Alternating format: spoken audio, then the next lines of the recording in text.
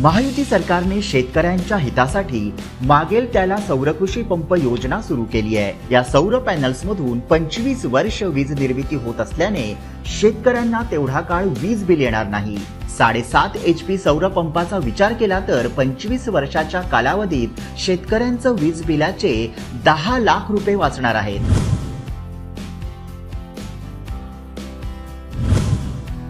सौर कृषी पंपाच्या पॅनल्समधून निर्माण होणारी अतिरिक्त वीज ग्रीडमधून पाठवून वीज कंपन्यांना विकता येईल। त्यामुळे शेतकऱ्यांना अतिरिक्त उत्पन्न मिळवता येईल।